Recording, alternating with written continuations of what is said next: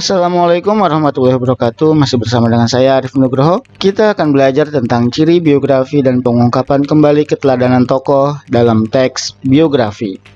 Yang pertama, kita melihat dari ciri-ciri teks biografi itu sendiri. Yang pertama, isi teks biografi menceritakan kisah atau perjalanan hidup seorang tokoh. Di sini kita bisa melihat kisah perjalanan dari tokoh yang ada biografinya. Yang kedua, menggunakan beberapa unsur kebahasaan seperti kata hubung, kata rujukan, kata kerja, waktu, dan aktivitas serta tempatnya. Yang ketiga, cirinya adalah teks biografi dapat disajikan dalam bentuk fiksi maupun non-fiksi. Jadi bisa ada efek dramatisasinya jika dalam bentuk novel. Kemudian ciri teks biografi.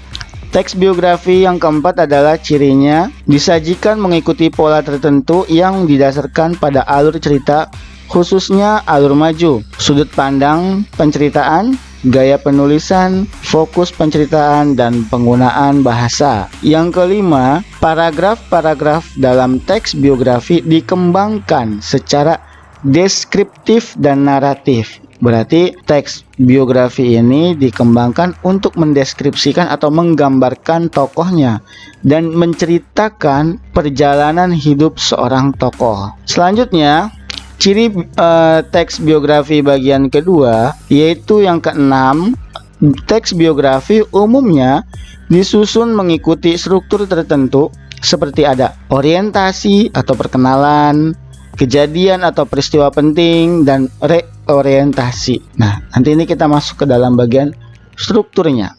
Kemudian yang ketujuh, karakter sang tokoh dalam teks biografi digambarkan secara langsung maupun tidak langsung. Yang kedelapan, pola pengembangan teks biografi bersifat kronologis. Ya, pengembangan teksnya bersifatnya kronologis, berarti sistematis dari awal hingga akhir menggunakan alur maju. Selanjutnya kita masuk ke dalam hal-hal yang dimuat dalam teks biografi. Hal yang pertama adalah latar belakang keluarga tokoh. Ya, jadi latar belakang keluarga tokoh ini mempengaruhi biografi sang tokoh. Seandainya misalnya tokohnya adalah seorang presiden, berarti dia punya latar belakang apa menjadi awal karirnya menjadi seorang presiden. Yang kedua, riwayat pendidikan tokoh. Ya, setiap tokoh mempunyai riwayat pendidikan.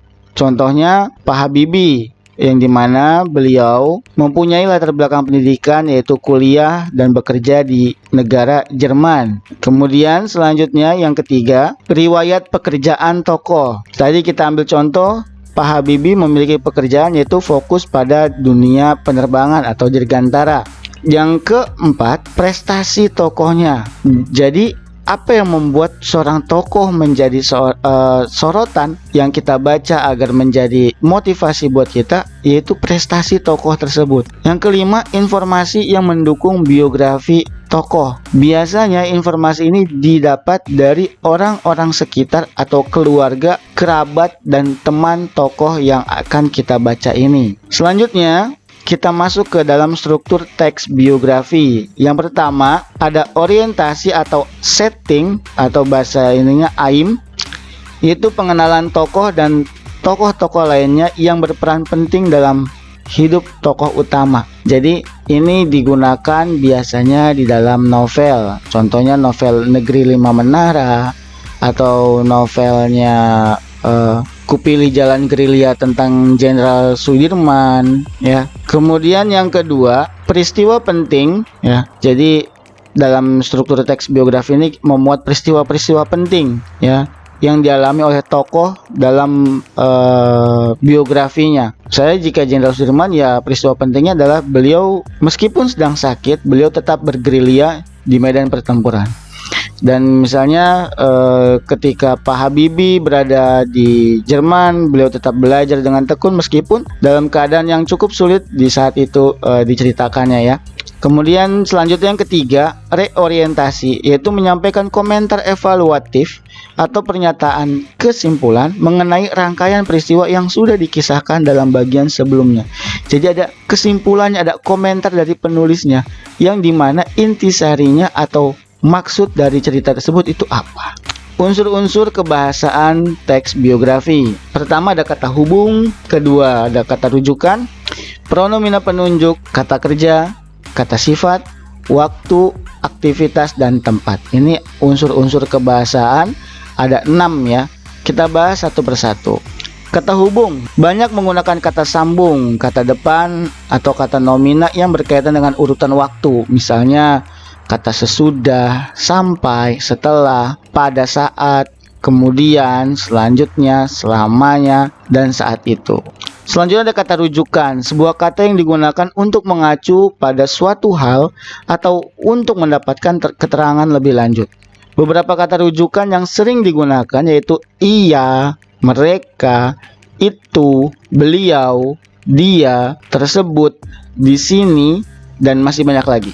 Kemudian udah masuk ke bagian pronomina penunjuk. Menggunakan kata ganti, yaitu pronomina kata ganti orang ketiga tunggal seperti dia atau ia atau beliau. Pronomina ini biasanya digunakan secara bergantian dengan menyebut penyebutan nama tokoh atau nama panggilan tokoh yang dikisahkan.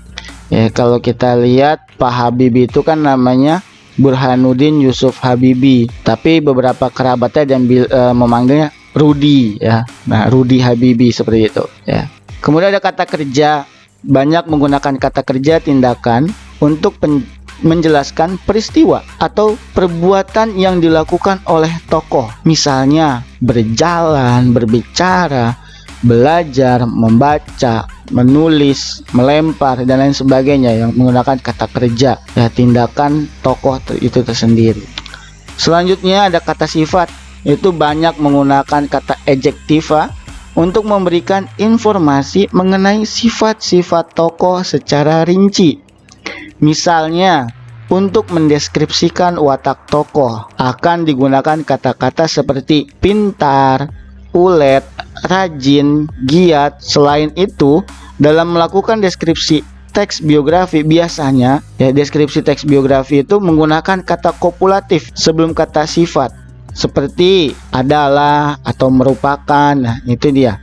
Selanjutnya ada waktu, aktivitas, dan tempat. Pada teks cerita biografi selalu disertai dengan adanya keterangan aktivitas serta dan ada kata tempat dan waktunya. Ya, adanya keterangan aktivitas itu berguna untuk memperjelas dalam suatu kalimat. Jadi misalnya kejadiannya sedang di mana, posisinya, tempatnya, ya, waktunya, tahun berapa, tanggal berapa, dan sebagainya, aktivitasnya lagi apa di situ.